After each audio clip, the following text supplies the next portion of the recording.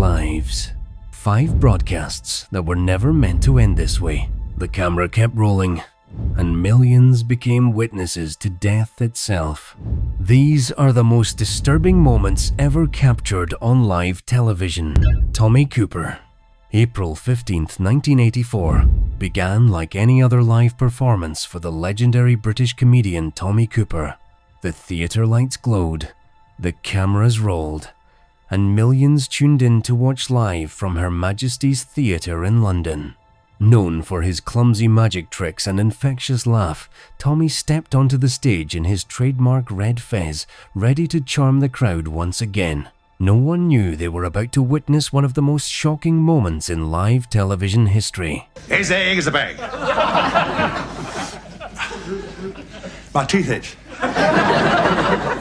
I went to the dentist, he said my teeth are all right, but my gum's going to come out.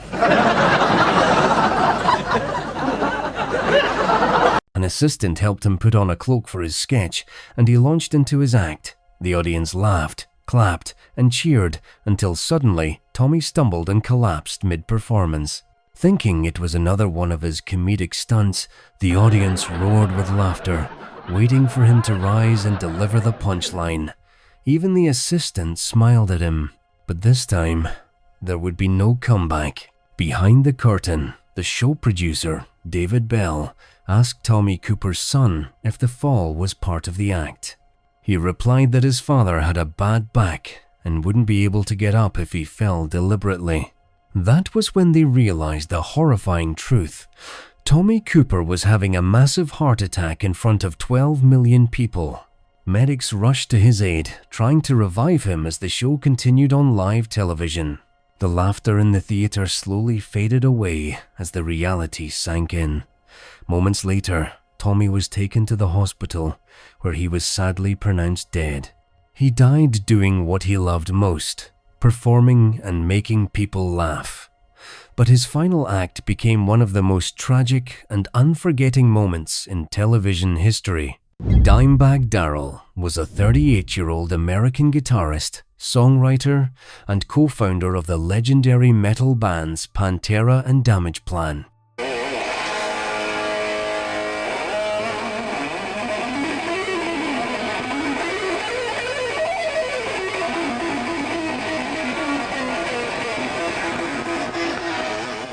Music ran deep in his blood.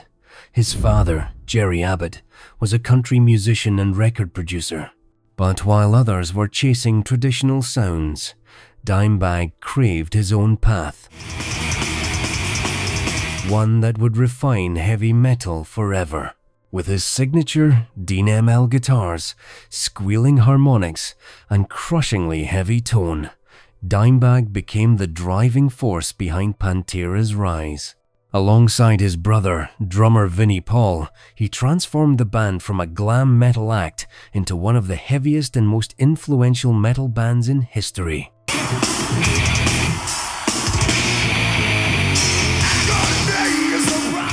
Dimebag's guitar tone was unlike anything heard before, a perfect blend of groove, aggression, and melody.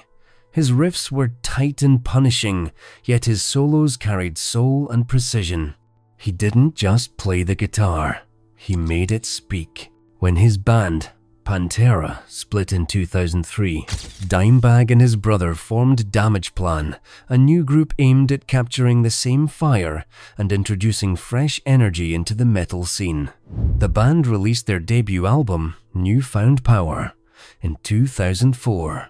Proof that Dimebag's creativity was unstoppable. However, tragedy struck that same year.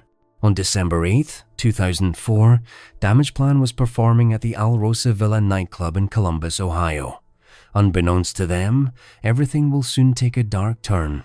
As the band began their first song, an angry man in a hooded shirt stormed the stage. Before anyone could react, he pulled out a gun and shot Darrell multiple times. The whole place erupted in chaos. In an attempt to protect Darrell, the band's head of security tackled Nathan, but he was shot fatally. Still, the gunman wasn't done. You can see shooter Nathan Gale in a black jacket and baseball cap charging on a stage and pulling out a gun. He was headed straight for Dimebag Darrell, the band's lead guitarist. He began firing shots into the crowd, killing 3 more people, and had 1 more person in a hammerlock before a police officer entered and shot him dead. What was supposed to be a night of music turned into one of the darkest moments in rock history. Darrell was pronounced dead on the scene. Later, the shooter was identified as 25-year-old former US Marine Nathan Gale. A fan who was present at the concert said they heard him yelling that Dimebag was the reason the Pantera band split up. His motive remains unclear. Mitsuharu Misawa was one of Japan's most beloved professional wrestlers, known for his incredible skill and endurance in the ring. Misawa wasn't just a performer, he was a legend who shaped the landscape of the sport.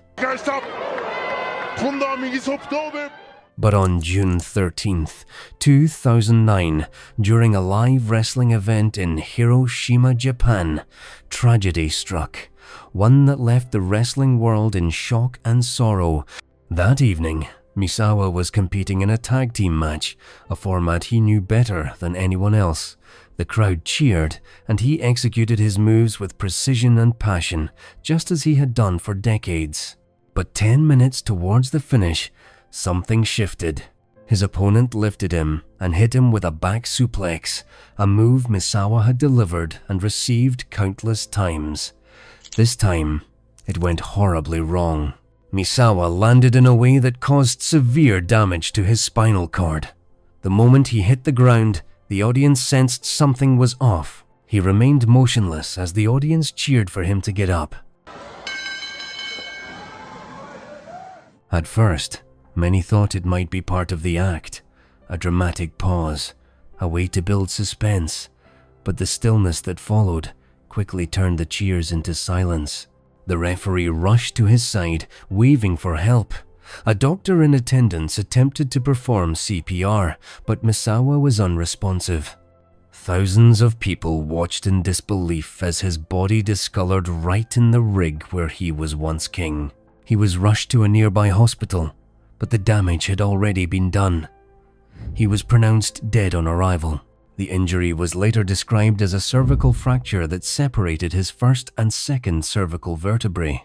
Irma Bule was a popular Indonesian dangdut singer, known for her electrifying performances, but it would be her end.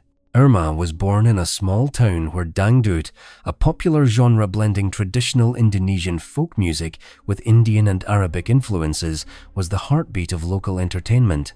She grew up surrounded by music, and her voice became her greatest gift. By her 20s, Irma began performing at local events and festivals. Her beauty, confidence, and charm won her admirers, but she wanted to do more than just sing. She wanted to stand out. And she did. While other dangdut singers relied on flashy costumes or backup dancers, Irma introduced something no one else dared. Her performance often featured live cobras draped around her neck.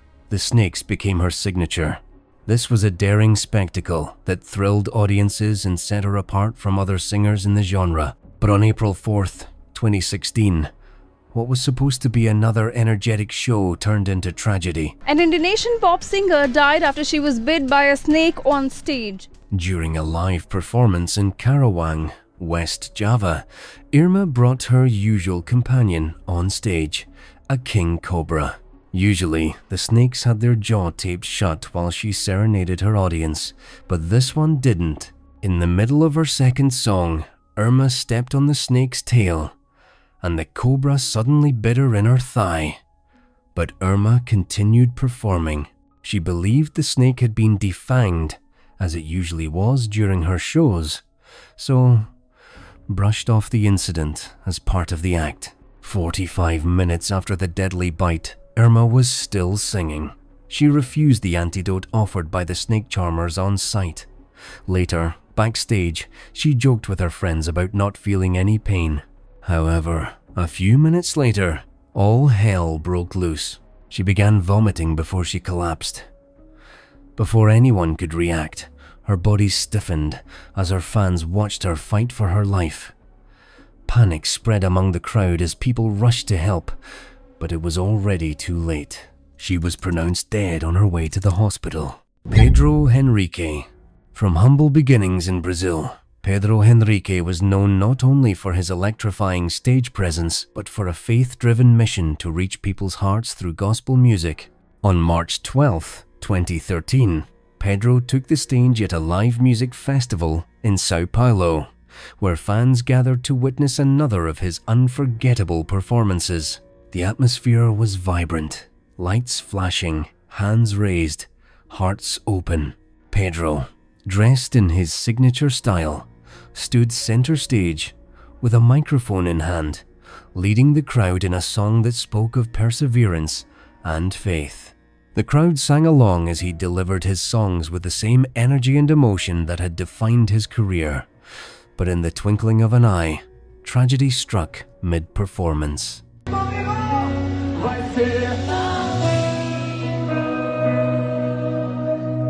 While singing his song Vai Ser Tão Lindo, he suddenly lost his balance at the edge of the stage, fell backwards, and crashed to the ground. Shock rippled through the crowd. Crew members and medics rushed to his side as confusion and panic filled the venue.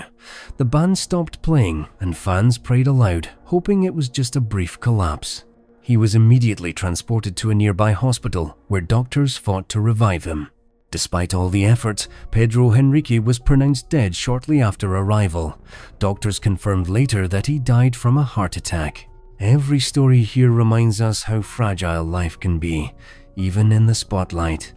Share this video, like, subscribe, and let's keep uncovering the moments the world tried to forget. And if you want to explore more stories like this, check out our video about TikTokers who recorded their own deaths.